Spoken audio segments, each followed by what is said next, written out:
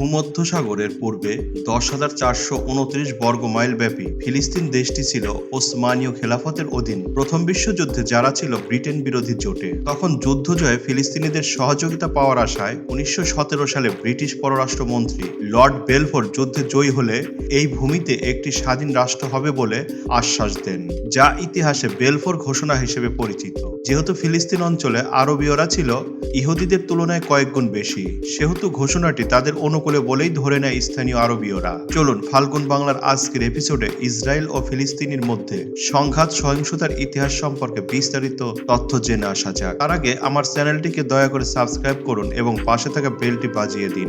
Video ভালো লাগলে like করুন এবং অন্যকে জানাতে শেয়ার করুন এবং আপনার মতামত জানাতে কমেন্ট করুন। প্রথম বিশ্বযুদ্ধের সময় ব্রিটেনের প্রয়োজনে দুর্লভ বোমা তৈরির উপকরণ কৃত্রিম ফসফরাস তৈরি করতে সক্ষম হন ইহুদি বিজ্ঞানী ডক্টর ওয়াইজম্যান। ফলে আনন্দিত ব্রিটিশ প্রধানমন্ত্রী জানতে চাইলেন কি ধরনের পুরস্কার তিনি চান।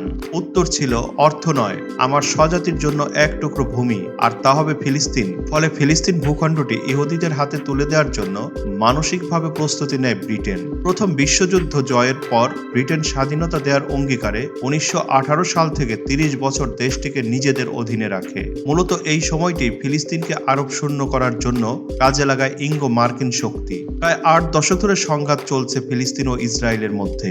এই সংঘাত সহিংসতা ফের প্রকট আকার ধারণ করেছে। শুধু ইসরায়েল ও ফিলিস্তিনের ভিতরে সীমাবদ্ধ না থেকে এই ইস্যু নিয়ে বিরোধের হাওয়া ছড়িয়ে পড়েছে বিশ্ব সম্প্রদায়ের মধ্যে। একটি ইউরোপীয় শক্তি ইহুদিবাদী আন্দোলনকে এমন একটি দেশের প্রতিশ্রুতি দিয়েছিল যেখানে ফিলিস্তিনি আরবরা সংখ্যায় 90% বেশি ছিল। 1923 সালে এই ইস্যুতে একটি ব্রিটিশ ম্যান্ডেট তৈরি করা হয়েছিল, যা 1948 সাল পর্যন্ত স্থায়ী হয়েছিল।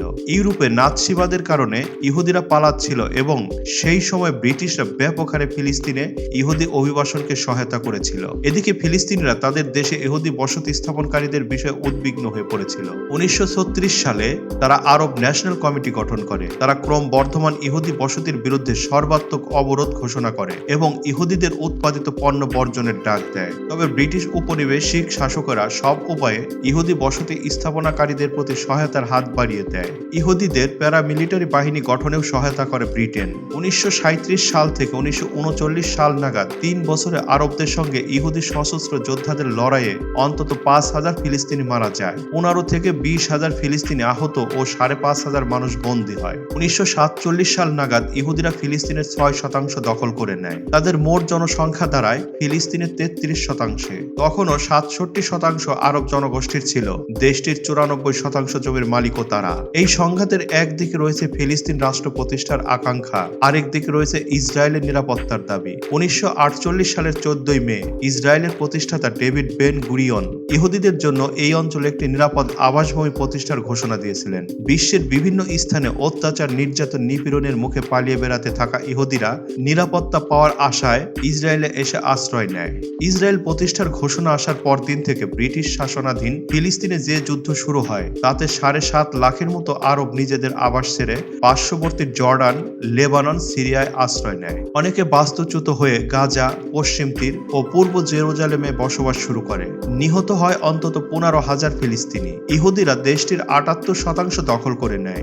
বাকি 22% ছিল এর ভিতরেই ছড়িয়ে ছিটিয়ে থাকা বিভিন্ন এলাকা। যুক্তরাষ্ট্রের ঘনিষ্ঠ মিত্র ইসরায়েল ওই সময় দাবি করেছিল রাষ্ট্র প্রতিষ্ঠার ঘোষণা দেওয়ার পর দিনই 5টি আরব দেশ তাদের আক্রমণ করেছে এবং এই হামলার কারণেই এত মানুষ বাস্তুচ্যুত হয়েছে। 1949 সালে অস্ত্রবিরতির কারণে যুদ্ধ সাময়িক স্থবির হলেও এই সংঘাত মূলত পুরোপুরি আর থামেনি কখনো। ফিলিস্তিনিরা 1948 সালের 15 মে যুদ্ধ শুরুর দিনটিকে প্রতি বছর নাকাবা দিবস বা বিপর্যয়ের দিন হিসেবে পালন করে।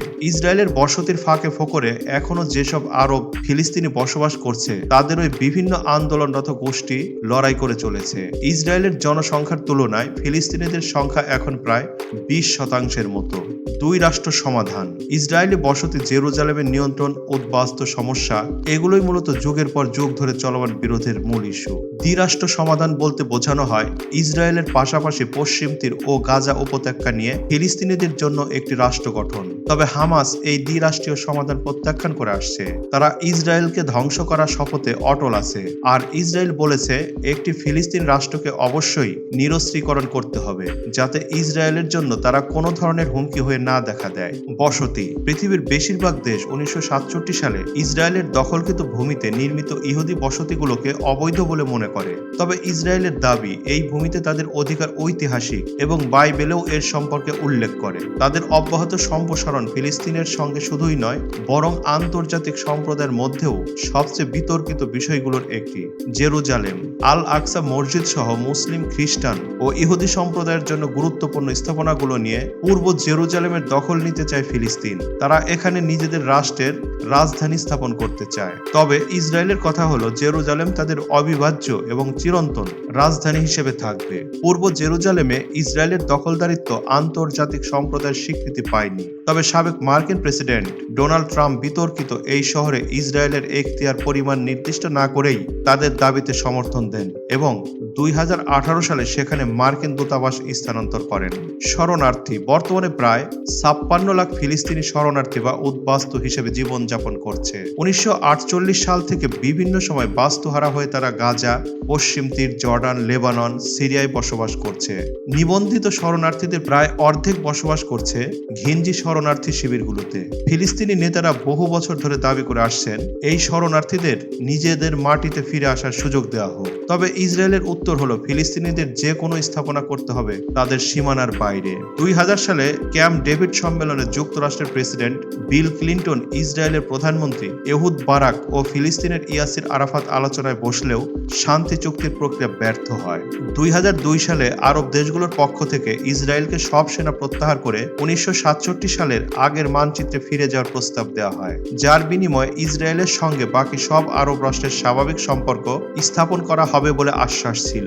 ইসরায়েল এতে সম্মত না হওয়ায় নিজ দেশে উদ্বাস্তু হয়ে যাওয়া ফিলিস্তিনিদের ভাগ্য বদলায়নি। 2014 সালে যুক্তরাষ্ট্রের ওয়াশিংটনে ইসরায়েল ও ফিলিস্তিনের মধ্যে শান্তি আলোচনার উদ্যোগ নেওয়া হলেও তা সফল হয়নি। পরবর্তীতে ডোনাল্ড ট্রাম্প সরকার যুক্তরাষ্ট্রের চিরাচরিত দুই দেশ নীতিকে প্রত্যাখ্যানের অবস্থানে অটল থাকায় ফিলিস্তিনিরা আর কোনো আলোচনায় অংশ নিতে আগ্রহী হয়নি। সবাইকে ধন্যবাদ। খোদা হাফেজ।